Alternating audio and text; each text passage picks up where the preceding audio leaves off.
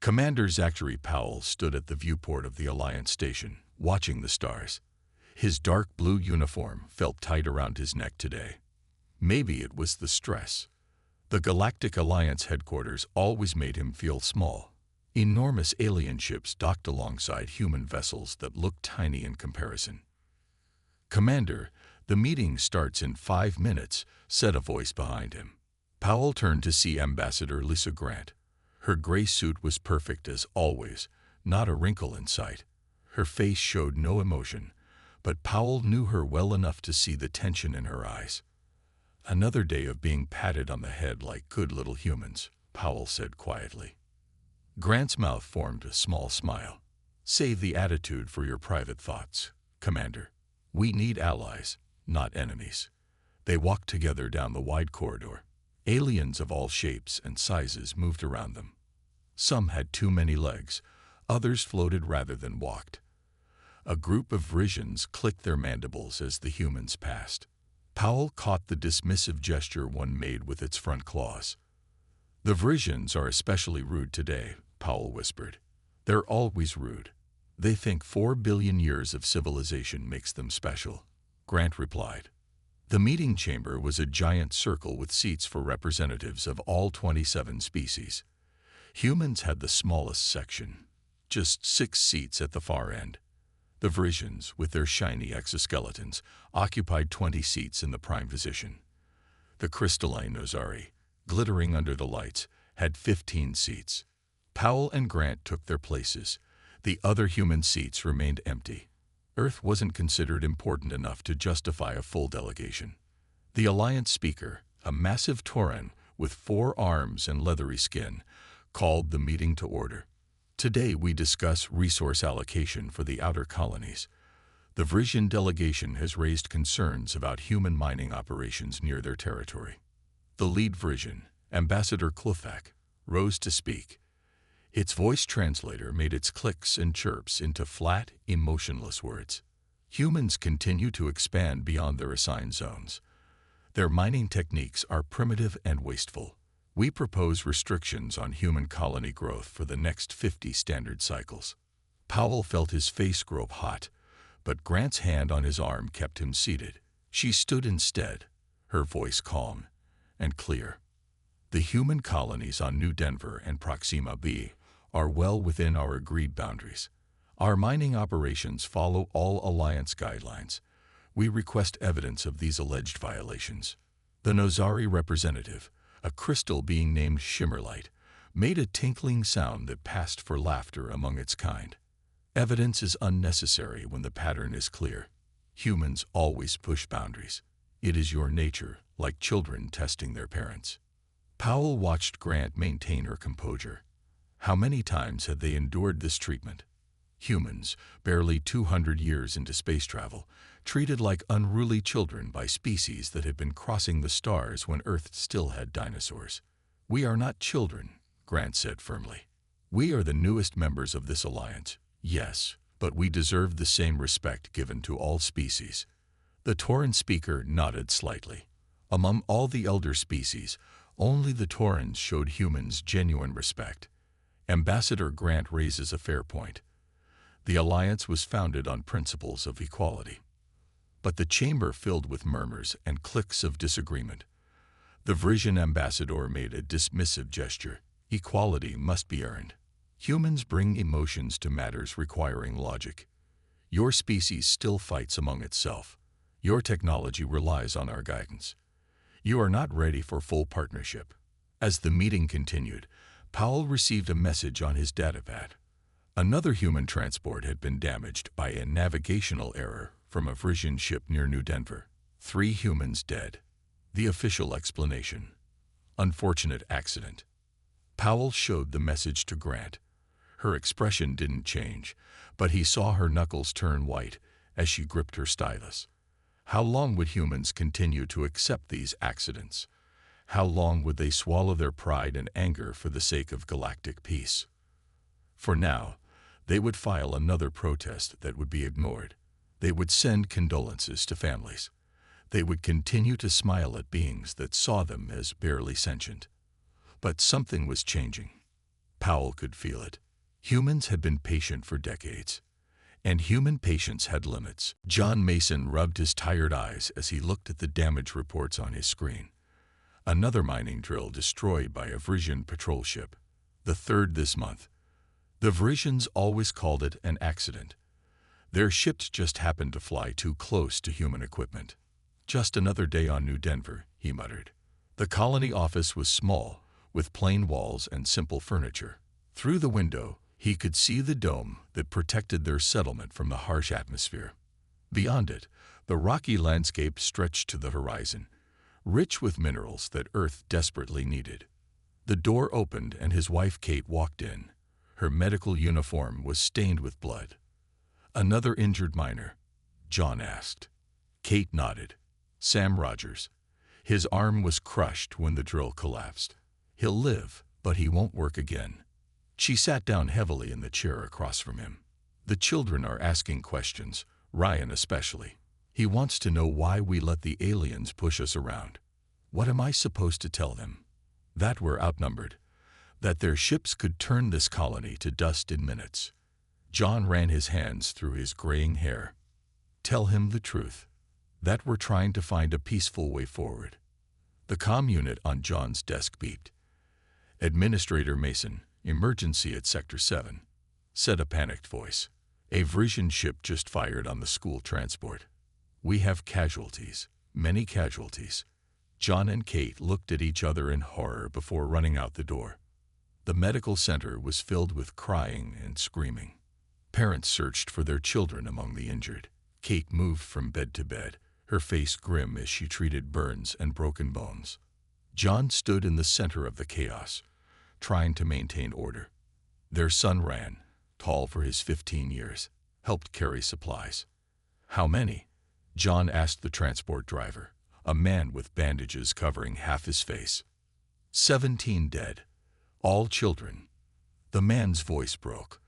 The Vrisian ship came out of nowhere, fired without warning. John felt sick. 17 children, gone. An hour later, he sat in his office, composing a message to Earth. The words felt hollow as he typed. Another incident, more human lives lost, more grief that would go unpunished. The door slammed open. Ryan stood there, his young face twisted with rage. "They killed Andy and Lily. My friends. And what are you doing?" "Writing a report." His voice rose. "We should fight back." "It's not that simple, son." "It is that simple. They're killing us. And we do nothing." John stood and wrapped his arms around his son. Ryan resisted at first, then broke down crying against his father's shoulder. "I know, son. I know." On Earth, Admiral Susan Rivera read the report from New Denver. 17 children dead in what the Vrisians called a navigation error. She looked at the faces around the conference table. Military leaders from all Earth nations stared back at her. "This cannot stand," she said simply. General Paul Harris nodded. "The Alliance has rejected our formal protest. They've offered minimal reparations and considered the matter closed." "And Ambassador Grant?" Rivera asked. "Still trying diplomacy. Commander Powell reports that they were outvoted in the Alliance Council." Again. Rivera stood and walked to the window. Outside, the rebuilt Washington skyline shone in the morning sun. Humanity had survived wars, disasters, and its own worst impulses. They had reached the stars hoping for friendship, and found instead condescension and danger. "We've been patient," she said. "We've followed their rules, accepted their limitations, endured their accidents. But this," she turned back to face the others. "Prepare contingency plans, all of them. I don't care how theoretical they are. If diplomacy fails completely, I want options." The room was silent for a moment. Then General Harris spoke. "Are we talking about war with the Alliance? That would be suicide." "I'm talking about being prepared," Rivera said. "I'm talking about showing them that humans have limits to their patience, and I believe we are reaching those limits." As the meeting continued, reports came in from other colonies. More accidents, more human deaths, more apologies that meant nothing. The rage was growing, not just in military headquarters on Earth, but in every human settlement across the stars. A slow, cold anger that would soon become impossible to contain. Alan Wright wasn't supposed to be in the restricted section of the Alliance archives. As a junior diplomatic officer, his access was limited, but a forgotten terminal and a borrowed access card had given him 15 minutes of freedom. He moved quickly through the files, copying anything that looked important. His heart beat fast. If he was caught, his career would be over. Maybe worse. A file marked Human Containment Protocol caught his eye. He opened it and froze. The document was clear. 3 senior species, the Vrisians, Nozari, and Azarath, had been working together for years to keep humanity weak. They feared human potential. The words on the screen chilled him. Aggressive population growth and adaptability makes the human species a future threat. Containment is necessary before they reach full development. Another document showed plans to sabotage human colonies. The accidents were deliberate. The trade barriers were planned. Everything was designed to keep humans from becoming too powerful. Alan heard voices in the corridor. He quickly copied the files to his data chip and closed the terminal. He walked calmly toward the exit, trying to look normal. He made it all the way to the transport hub before he noticed the Vrisian security team following him. They weren't even trying to be discreet. They'd wanted him to know he was being hunted. Alan entered a crowded area, hoping to lose them. He bumped into a woman with short black hair. "Excuse me," he muttered. "You're being followed," she whispered. "I'm Natalie Garcia, Earth Intelligence. Take the next left, then right. I'll be behind you." Alan did as she said. His hands were shaking. The corridor was empty when he turned right. A Vrisian appeared in front of him, weapon raised. "Human spy," it clicked through its translator. "Surrender the data." "I don't know what you're talking about," Alan said. "Then you die for nothing." The Vrisian raised its weapon. A sharp sound echoed in the corridor. The Vrisian fell forward, a small dart in its neck joint. Natalie stepped over the fallen alien, holding a tiny pistol. "That won't kill it, but we don't have much time," she said. "Give me the data chip." "How do I know I can trust you?" "You don't, but those files might save human lives." Her eyes were hard. "Choose now." Alan handed over the chip. "There's a conspiracy against Earth. They're sabotaging our colonies on purpose.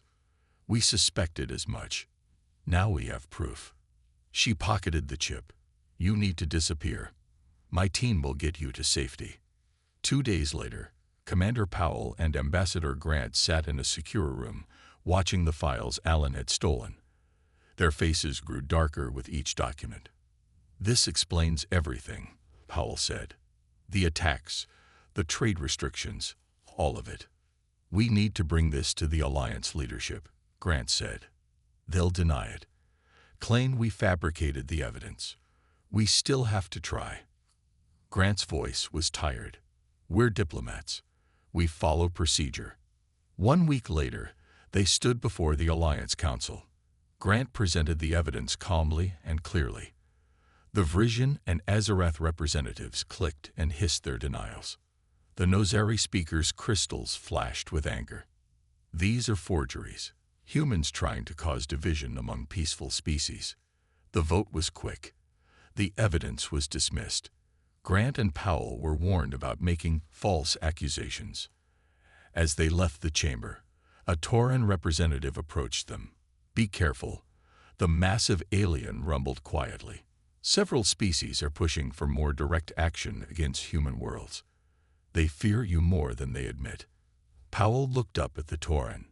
"Why are you telling us this?" "Because my species remembers what it means to be the newcomers.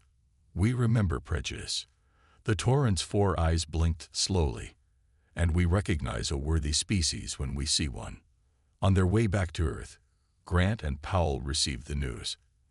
Alan Wright, the brave junior officer who had found the evidence, had been attacked in his safe house.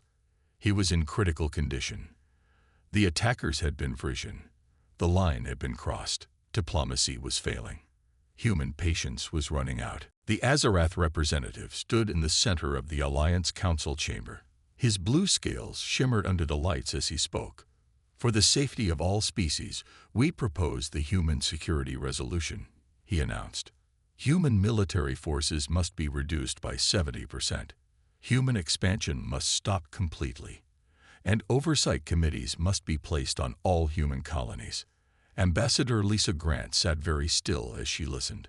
What the Azarath proposed wasn't security, it was slavery. Humans would become prisoners in their own colonies. Commander Powell leaned close to her ear. "They want to cage us," he whispered. "This resolution has the support of 7 species," the Azarath continued. "The Vrisians, the Nozari, and others agree that humans must be controlled before they become dangerous." Grant stood to speak. "Earth strongly protests this resolution. It violates the Alliance Charter, which promises equal treatment for all member species." The Vrisian ambassador clicked his mandibles in what passed for laughter. "Equal treatment is for equal species. Humans are still primitive. You need guidance. We need respect," Grant replied calmly. "Earth will not accept these terms." "You misunderstand," the Azarath said. "This is not a negotiation. The resolution will pass. You will comply." Grant looked around the chamber. Most species avoided her eyes. Only the Taurans seemed troubled by what was happening. "Earth has authorized me to issue a formal warning," Grant said, her voice clear and firm. "Any attempt to restrict human sovereignty will be considered an act of war." The chamber erupted in clicks, hisses, and electronic sounds as translation devices struggled to keep up with alien outbursts. The Azarath raised his clawed hand for silence. "You threaten war against the combined might of 7 advanced species." His voice was amused. "Humans should know their place in the cosmic order." Grant gathered her papers and nodded to Powell. They walked out of the chamber together as alien voices jeered behind them. In their secure office, Grant contacted Earth. President Eric Daniels appeared on the screen, his face grim. "They've rejected our warning," Grant reported. "We expected that," Daniels said. "Our intelligence shows Alliance peacekeeping ships moving toward human space. They're not waiting for our compliance." Powell stepped forward. "Mr. President, these aren't peacekeepers. They're an invasion force." "I know, Commander." The president looked older than his 60 years. "We've activated Earth's defense grid. All colonies are preparing for possible hostile action." "What are our orders, sir?" Grant asked.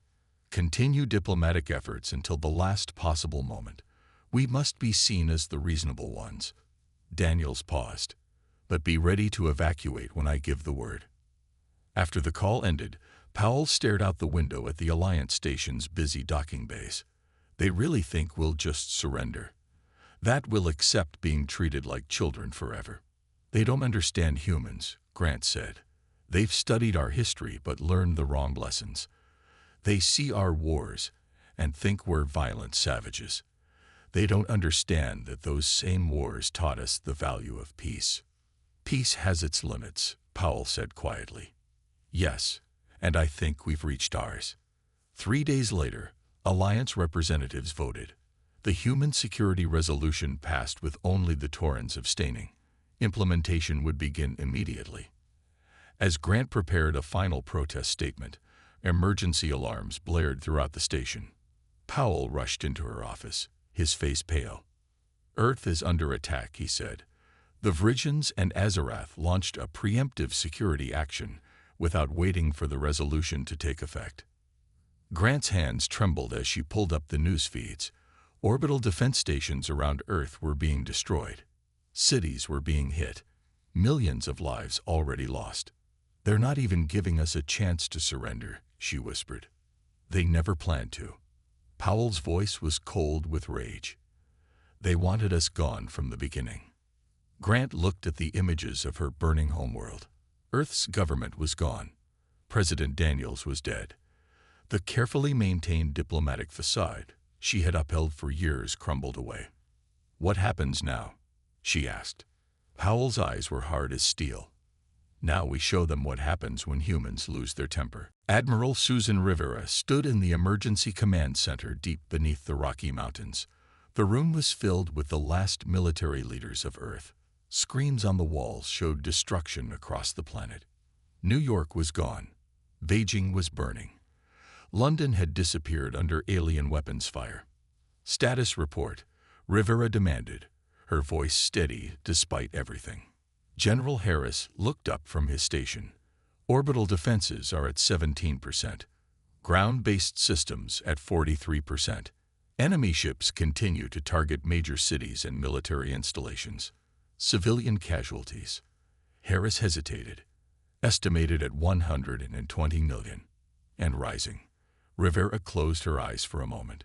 When she opened them, they were hard as flint. Communications with the colonies. Cut off. We assume they're under attack as well. Rivera walked to the central table where a holographic display showed Earth and the attacking fleet. The aliens had expected a quick victory. They thought humans would surrender once they saw the power arrayed against them. They were wrong. Activate Protocol Thermopylae, Rivera ordered. The room went silent. Everyone stared at her. Admiral, Harris said carefully, are you sure? Once we do this, there's no going back. They killed our president, destroyed our cities, murdered our children. Rivera looked around the room. They think they know what humans are capable of. It's time to show them how wrong they are. Harris nodded and entered a complex code into his terminal. Protocol Thermopylae is active. All commanders have received the signal. Rivera touched her earpiece. This is Admiral Rivera to all Earth and colonial forces. Authorization code Sierra. Echo Victor Echo November. The time for diplomacy is over. Execute Contingency Plan Delta. At the Alliance Station, Commander Powell stood before the Azarath ambassador. His uniform was torn and stained with blood. He had been beaten by station security when news of the attack reached them. Your species required discipline, the Azarath said calmly. The Alliance voted. You refused to comply. There was no other choice. There's always a choice, Powell said quietly. You chose to attack a species you didn't understand. We understand humans perfectly. Emotional, aggressive, unpredictable. The Azarath's blue scales rippled with contempt, but ultimately weak. Powell smiled for the first time since the attack began. It was not a pleasant smile. You know our history, our wars, our weapons, but you missed something important. And what is that, human? What you're seeing, the technology we've shown you, the ships, the weapons. Powell leaned closer. That's what we let you see. The Azarath blinked in confusion. Did you really think, Powell continued, that a species that survived hundreds of wars against itself would show potential enemies everything it could do? A lieutenant burst into the room. Ambassador, human ships are appearing throughout Alliance space. Hundreds of them. They're not on any registry. The Azarath stared at Powell. Impossible. We know the size of your fleet. You know the size of the fleet we showed you. Powell's smile grew colder. Humans have been preparing for betrayal since we first left Earth. We hoped for friendship. We worked for peace, but we planned for war. Powell's communicator beeped. He checked the message and looked up at the Azarath. Admiral Rivera sends her regards. Protocol Thermopylae is now active. What does that mean? The Azarath demanded. It means humanity has officially lost its temper. On New Denver, John Mason watched in amazement as ships appeared in orbit. Not Frisian or Azarath ships, human ships, larger and more advanced than any he had seen before. The colony's emergency channel crackled to life. This is Colonel Heather Banks of the Earth Defense Force. We're here to evacuate civilians and arm those who can fight. The counterattack has begun. John looked at his wife Kate and son Ryan. Earth had secret ships. He asked in disbelief. Ryan, who had been angry for so long, smiled with fierce pride. They were playing a long game, letting the aliens think we were weaker than we are. Kate squeezed her husband's hand. Deception is the oldest tactic in warfare. Let your enemy underestimate you. Above them, the human ships began firing on the Frisian vessels that had tormented the colony for years. The tide was turning. Humanity was done being patient. The Frisian commander clicked his mandibles nervously as he watched the battle unfold. The human ships should not exist. Their weapons should not be possible. The data said humans were at least 50 years away from such technology. His flagship shook as another blast hit their shields. "Damage report," he demanded. "Shields at 20%, his second replied. 2 escort ships destroyed. The humans are using some kind of energy weapon we've never seen before." "Impossible," the commander hissed. "We have studied their technology for decades." On his view screen, 3 more human vessels appeared as if from nowhere. They didn't use the normal jump points. They simply appeared. "Sir," his communications officer called, "we're receiving a message from the human fleet." The screen changed to show a human female in a dark uniform. Colonel Heather Banks looked at the Frisian commander with cold eyes. "This is your only warning," she said. "Withdraw from human space immediately or be destroyed." The Frisian commander clicked his mandibles in what his species considered laughter. "You bluff well, human. But even these new ships cannot defeat the combined might of the Alliance." "We're not trying to defeat the entire Alliance," Banks replied. "Only those who attacked us. The Taurans have declared neutrality. 4 other species have withdrawn their forces. They're smarter than you." The commander felt the first twinge of fear. "It doesn't matter. Our technology is still superior. These new ships of yours are impressive, but—" Banks cut him off. "You never understood what humanity is, what we've been hiding. While you watched our official fleet, our best scientists worked in secret. While you monitored our official communications, we built hidden facilities throughout our territory." Another blast rocked the Frisian ship. Their shields were failing. "You saw what we wanted you to see," Banks continued. "A young species still finding its way. What you didn't see was our real military doctrine, developed over thousands of years of war against ourselves." The Frisian commander stared at the human woman. "Why are you telling me this?" "So you can tell your leaders, so they understand their mistake." Banks leaned forward. "This isn't just about better ships or weapons. It's about how we fight." As if to prove her point, 3 small human vessels darted between the massive Frisian cruisers, firing with precision at weak points that should have been secret. They moved in patterns that made no sense, yet somehow worked perfectly together. "Prepare to jump out," the Frisian commander ordered. "Jump drives are offline," his second reported, fear evident in his clicks. They targeted them specifically. The commander realized the truth then. The humans had studied Frisian ships just as carefully as the Frisians had studied theirs. But the humans had been more thorough. Across Alliance space, the pattern repeated. Human ships appeared where they shouldn't be possible. Human weapons bypassed alien defenses. Human soldiers used tactics no alien military had ever encountered. In the Alliance Council chamber, a Tauran representative addressed the panicked delegates. "You never understood what humans are," the massive 4-armed alien rumbled. "They forgive, but they never forget. They compromise, but they have lines that must not be crossed. You crossed every line."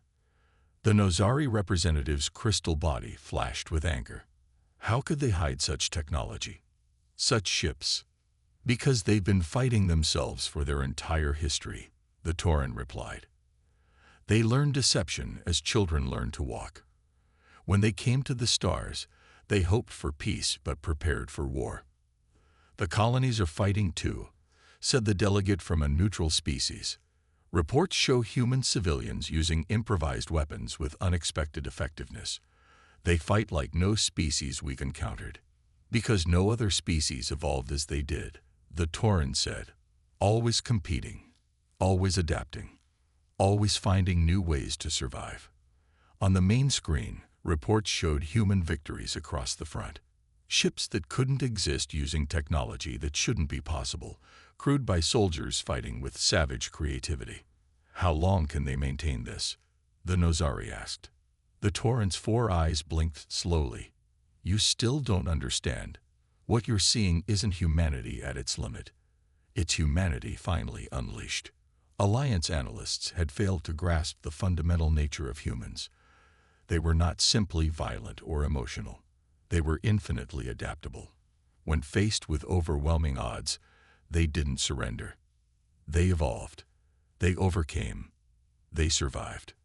And now, they were winning. 6 months after the attack on Earth, the war was over. The Vrisian, Azarath, and their allies had surrendered. Human ships orbited their homeworlds. The once mighty alliance lay in ruins. Ambassador Zachary Powell, no longer a commander, stood at the window of the new interstellar cooperative headquarters on a rebuilt Alliance station. The alien architecture remained, but human touches were visible everywhere. The Vrisian delegation is ready, said Dr. Natalie Garcia, who had become his chief advisor. Powell nodded and turned from the window. It's time to show them what humanity really is. In the main chamber, representatives from 30 species waited. The Vrisians and Azarath sat at a small table, no longer in positions of power.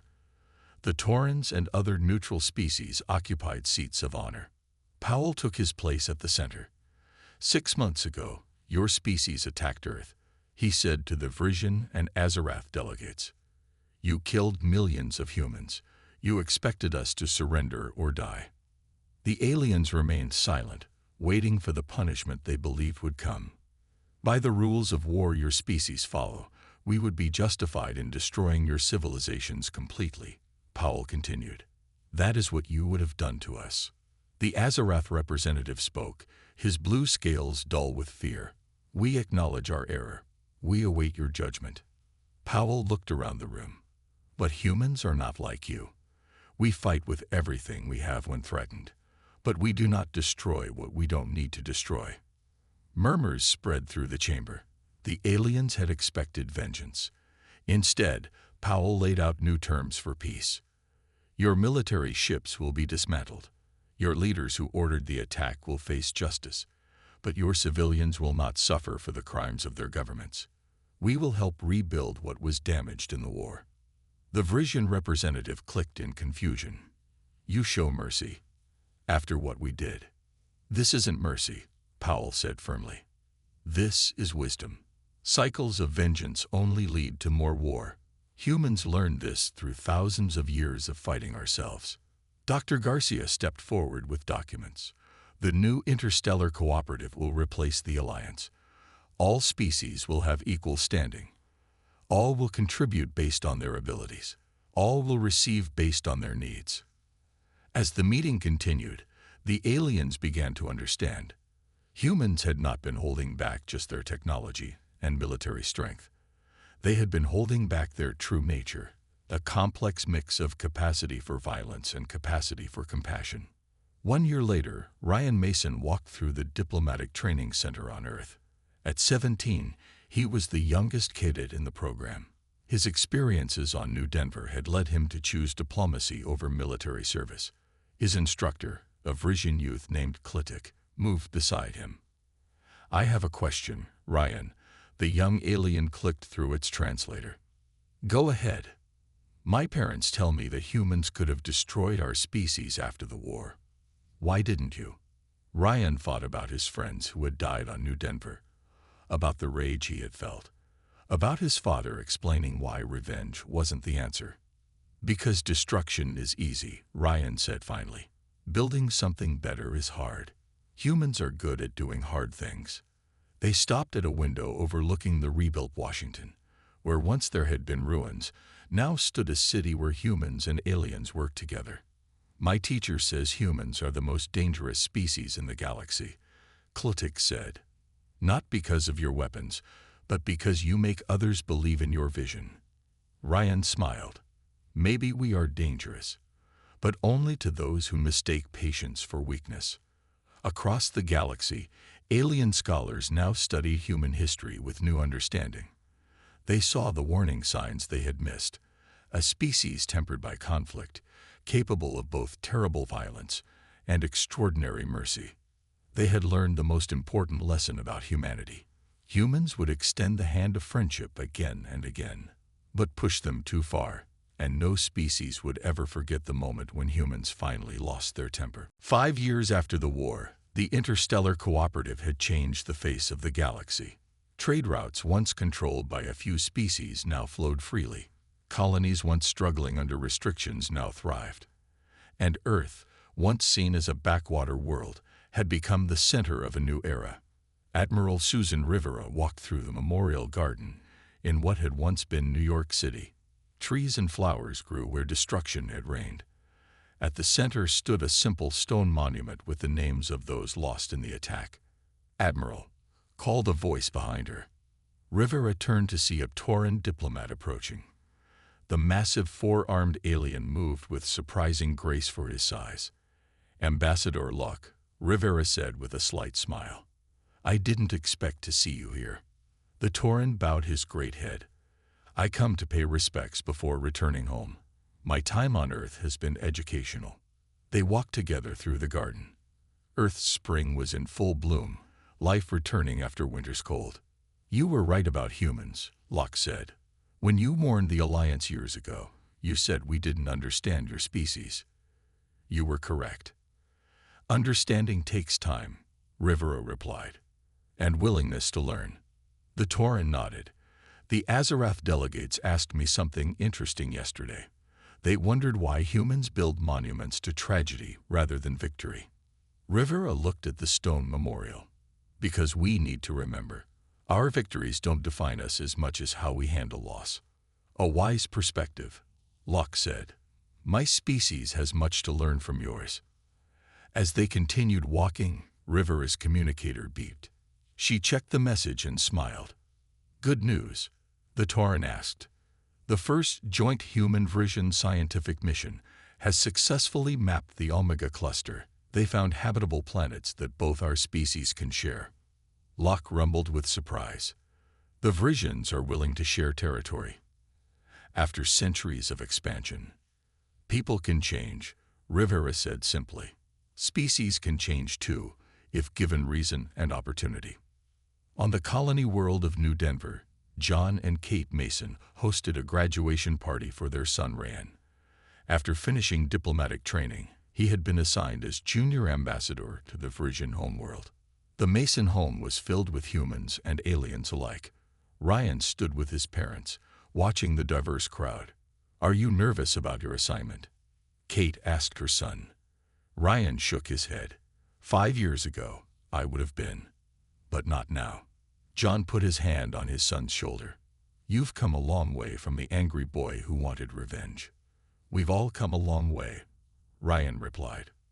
Across the room, Colonel Heather Banks, now retired, was showing a group of young Azarath how to play poker.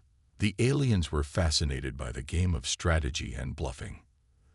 "The Vrisians still struggle to understand certain human concepts," Ryan said. "They asked me to explain forgiveness again yesterday." "And what did you tell them?" Kate asked. "That forgiveness isn't forgetting. It's choosing to build a better future instead of staying trapped in the past." The door opened and a tall human woman entered. Everyone in the room fell silent for a moment, then burst into applause. Dr. Natalie Garcia, the hero who had saved Alan Wright and helped uncover the conspiracy years ago, smiled at the warm welcome. She made her way to Ryan.